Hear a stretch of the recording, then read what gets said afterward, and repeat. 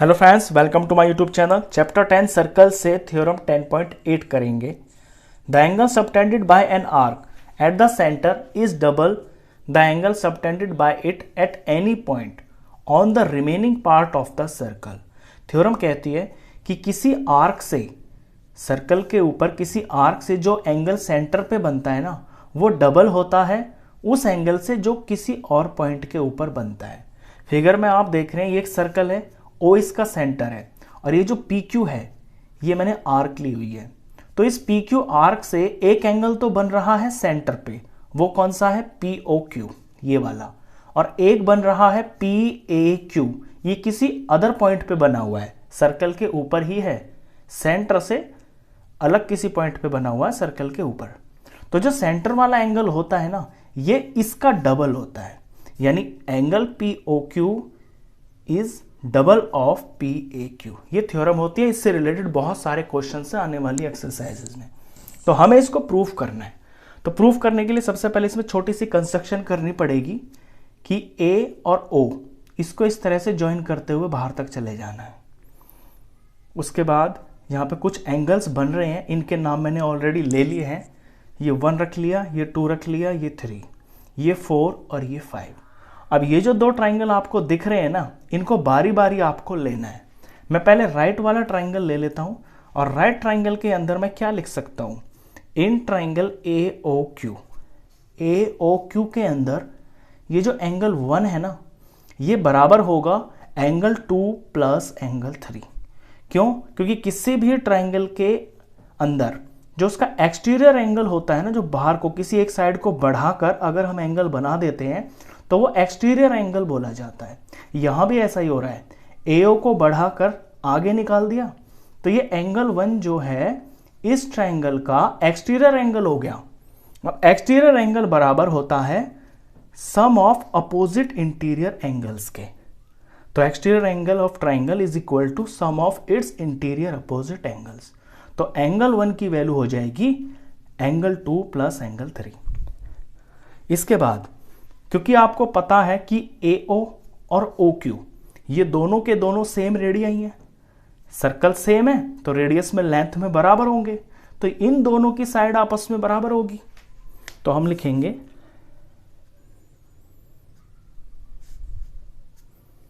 OA is equal to OQ, reason radii of same circle. अब triangle के अंदर जब ये दो साइड्स बराबर हो गई हैं तो इनके सामने के एंगल भी बराबर होंगे। तो angle 2 is equal to angle 3।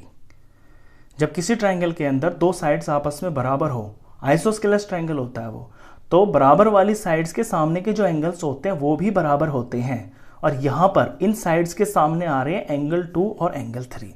Reason भी लिखना, angles opposite to equal sides are equal. अब ऊपर देखिए, ऊपर आपने लिखा हुआ है एंगल 1 इज इक्वल टू, ऊपर से लेते हैं तो from above angle 1 is equal to angle 2 plus angle 3। और यहां पे मैंने ये दिखा दिया है कि 2 और 3 आपस में बराबर है, तो मैं दोनों की जगह पे मैं 2 रख लेता हूं। तो एंगल 1 इज इक्वल टू, 2 को तो मैं 2 ही रखूंगा और एंगल 3 को मैं एंगल 2 लिख लेता हूं।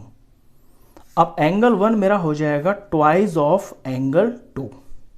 यहां पे ध्यान आपको ये रखना है कि ये जो आप ट्वाइस लेंगे ना, जहां आप सेम रखेंगे, ये वही वाला एंगल रखना जो आपके यहां आ रहा है, जो ऊपर चोंच वाले ट्राइंगल में आ रहा है ना एंगल में, इसी को लेना आप। क्योंकि आपको दिखाना क्या है? आपको ये दिखाना है कि एंगल 1 प्लस एंगल 4 POQ हो जाएगा और 2 और 5 ये ऊपर वाले इसके लिए यूज हो जाएंगे। तो जानबूझ के आपको ये ध्यान रखना है कि ट्वाइस वहां उसी को लेना है जो आपके इस वाले एंगल में आ रहा है। अब जिस तरह से आपने इस वाले ट्राइंगल के अंदर एंगल 1 को बराबर दिखा दिया ट्वाइस ऑफ एंगल 2, बिल्कुल same to same similarly in triangle AOP के अंदर जो एंगल 4 है ना, ये ट्वाइस ऑफ एंगल 5 के बराबर हो जाएगा। और इस रिजल्ट को मैं नंबर 1 रख लेता हूं और इसको मैं नंबर 2 रख लेता हूं। ये आपको पूरा करके दिखाना नहीं है।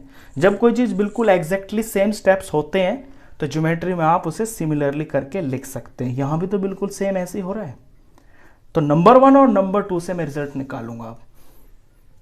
तो एडिंग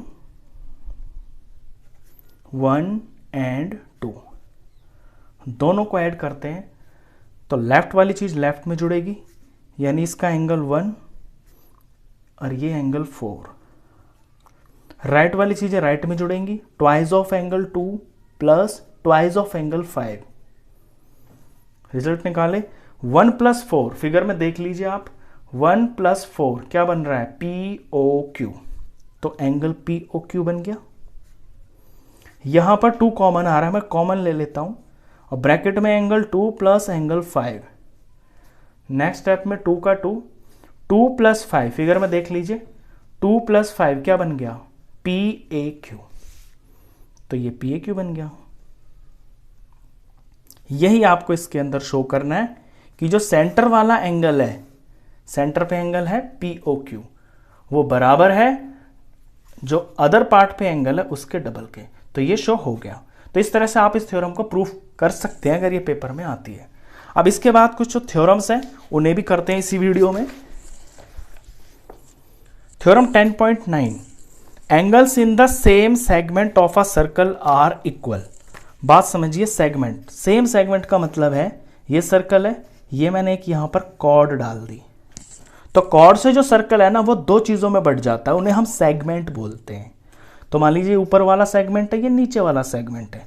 अगर मैं इस सेगमेंट के अंदर एंगल्स बनाता हूं, यहां से मैंने ये बना दिया एंगल P, ये मैंने Q बना दिया, ये एक और बना दिया मैंने R।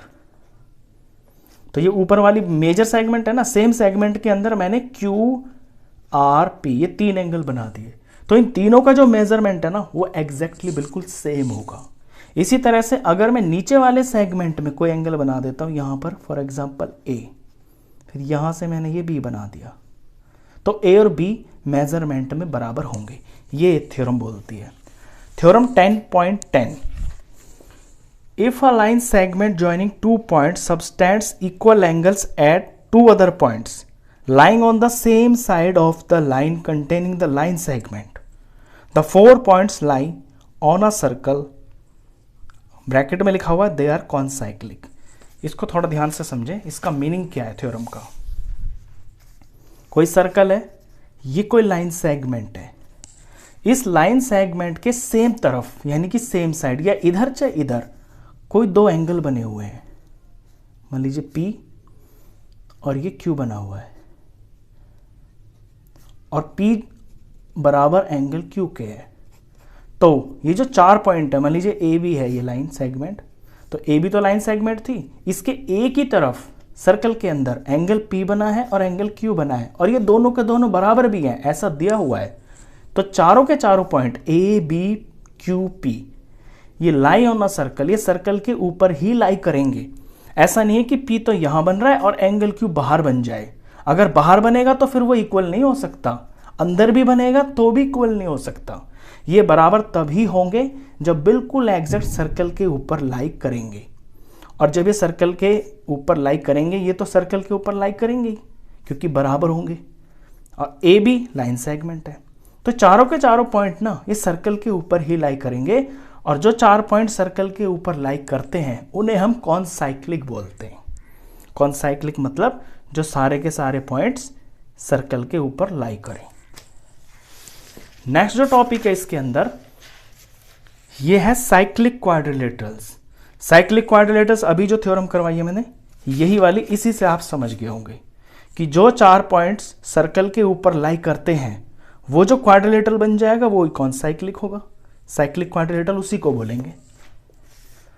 तो साइक्लिक क्वाड्रिलेटरल वो क्वाड्रिलेटरल होता है जिसके चारों वर्टिसेस सर्कल के ऊपर ही लाई करते हैं। देख रहे हैं ना आप फिगर में, A B C D cyclic quadrilateral है। ए बी सी डी चारों पॉइंट सर्कल को टच कर रहे हैं बिल्कुल। इसी से रिलेटेड आपकी 2 थ्योरम्स हैं। Theorem 10.11, the sum of either pair of opposite angles of a cyclic quadrilateral is 180। अगर कोई साइक्लिक क्वाड्रिलेटरल है तो इसके जो अपोजिट एंगल्स होते हैं ना, इनका सम 180 होता है। यानी angle A plus angle C 180 होगा, angle B plus angle D 180 होगा। अब इसी का उल्टा converse, if the sum of a pair of opposite angles of a quadrilateral is 180, the quadrilateral is cyclic. कह रहा है कि अगर कोई भी क्वाड्रिलेटरल है, उसके जो अपोजिट एंगल्स हैं उनका सम 180 है, तो वो क्वाड्रिलेटरल फिर साइक्लिक ही होगा। तो ये जस्ट इसका उल्टा है। तो ये लास्ट थ्योरम थी। इसके बाद एक्सरसाइज शुरू होंगे, तो एक्सरसाइज के लिए मिलते हैं फिर आपसे नेक्स्ट वीडियो में। तब तक के लिए गुड बाय।